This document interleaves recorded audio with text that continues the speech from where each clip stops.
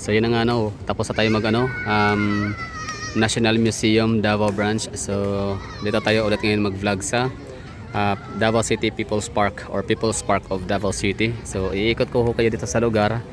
Gusto kong ipakita sa inyo ang park namin dito no. So just in case ba na kayo pupunta ng Davao, mamamasyal, tapos curious ho kayo kung ano nga bang hitsura ng park namin dito. Kung curious ho kayo kung kung curious kayo no, kung worth it ba na pasyalan itong Davao City, worth it, itong People's Park of Davao, kung worth it ba talaga siyang pasyalan, worth it ba talaga siyang puntahan. So ayun, kaya na bahalang humusga. Pero ako masasabi ko na okay rin naman tong puntahan kahit paano. Makikita nyo talaga yung namin dito, yung aming green spaces, public space dito talaga na provided ng ating City Government of Davao para sa mga taong gustong magpalamig, makalanghap ng presko, sariwang hangin no. Hindi na natin kailangan pumunta ng mga bulubunduking bahagi ng Davao City like Marilog, Toril area para lang makalanggap ng sariwang hangin. So dito pa lang mismo sa loob ng People's Park of Davao, talagang very refreshing na yung feels ho dito, gawa nung maraming mga punong kahoy, maraming mga kita nyo naman, di ba? So nag-i-emit yan ng carbon dioxide and nagre-release din sila ng ng oxygen. Di wow, scientist. Hindi, yun lang, basic lang yun. So dati mas para sa akin ito opinion ko lang to, sa mga taga Davao dyan, yung pwede kayong mag-disagree, pero mas maganda to dati kumpara ngayon, nung bagong gawa pa to dito. Kasi nga meron pa to dito pa fountain. Yan, may pa fountain to dito sa area na to dati. Nagtatapon pa kami ng barya dito, tas wishing, parang ginagawa namin dito, parang wishing wheel area, pero hindi naman talaga siya wishing wheel. So sino kayang maswerteng nakapag linis dito na empleyado, o saan kaya napunta yung pera dito? Kasi nung pandemic time, panigurado to dito, tinigil itong area na to dito para pinaiga tinanggalan ng tubig, pinatuyo. Siyempre pamahayan ng yan, lamok, di ba, delikado. So prone siya for dengue carrier ng mga mosquitoes. So ito yung loob hindi ko na siguro siya pwedeng ikutin kasi medyo malaki to at malawak dun sa unahan. Basta open to dito early as 5 AM para sa mga mga recreational purposes pwede ditong mag-jogging, walking, early as 5 AM. So sa hapon naman pwede na dito hanggang alas 9 ang ating People's Park of Davao. So kapag kunyari dito ka lang naka-check in sa malapit somewhere in Barangay 4A, 7A, so malapit lang to, walking distance na itong park na to dito. Tapos pwede ka nang pahinga, tatambay-tambay dito, pahangin, waiting na lang sa oras na flight flight. Hindi naman, kung gusto mo talaga mag-waiting ng flight sa airport na lang, kasi Davao City na rin traffic na rin, so wag pa kumpiyansa. So dati may pa-fountain dito dati, dancing fountain. Ngayon wala na. So yan lang, ikot-ikot lang tayo dito. Tapos kapag hindi naman December season or hindi naman Christmas season, yung ilaw dito, simple lang yung ilaw dito.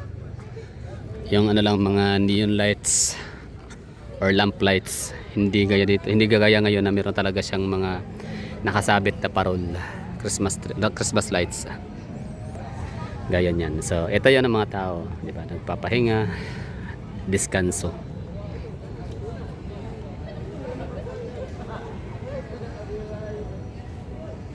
Diba, pampamilya. Dito naman hindi naman sa naglalampungan, pero may mga nagdi-date dito, mga naglabing-labing marami. For example, yan sila. Di ba? Lean on me. Nakasandal yung babae sa lalaki. So mga ganong lang ganap hindi naman talaga yung gumagawa ng mga kahalayan. I think that's normal lang siguro. Ang pinagbabawal na talaga dito yung mga mga iskandalos. So ito yung latest update natin dito sa natin, People's Park of Davao. So ang gumawa pala nitong si Koblay Milyan. Gumawa nito mga naglililok nitong mga Ribolto na makikita natin dito sa loob ng People's Park. Sa itong park na to, ano siya ha, lahat for all walks of life, for all ages, kasi mayroon ditong ano, mga mayayaman, mga pangmasa, no, mga makapangmasa itong park na to, in short say, para sa lahat din ng edad, kasi may children's park din dun sa unahan. Kasi may mga public CR syempre, so safe pumunta dito lahat. May mga public CR, so pag naihi okay lang, no. Kapag ka nga kayo naabutan kayo ng ano, no, tawag ng kalikasan somewhere dito malapit lang, tapos syempre walang mga public CR, mga public toilet kasi dito na mga naka-installed sa Davao City, kaya punta na lang kayo sa mga public parks kasi pwede kayo ditong mag ihi, pwede kayo dito mag CR. Ito yung ano namin dito, park. Yan.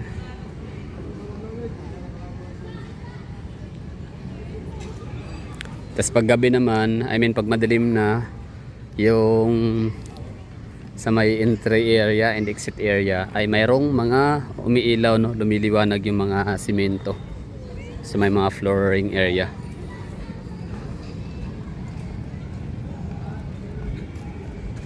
Nga pala, hindi siya pet friendly ha. So no pets allowed sa loob ng People's Park. So yung mga vlogger, mostly mga foreigners, no, meron silang mga dala-dala mga asot pusa. Meron silang mga parang iniiwanan dito. Per hour yata bayad nun. Hindi ko alam kung saan. So just in case lang ba na wala kayong pambayad pero may pets kayo, so wag niyo na dalhin dito. Iwanan niyo lang sa bahay ninyo.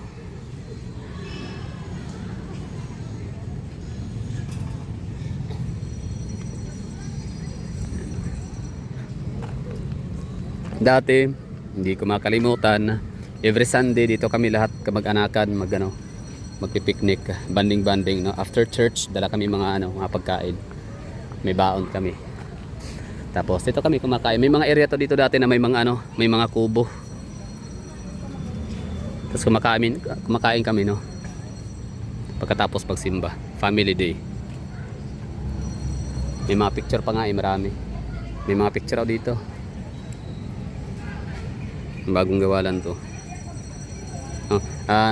Hindi siya pet friendly, no, pero may pusang nakapasok. Galing.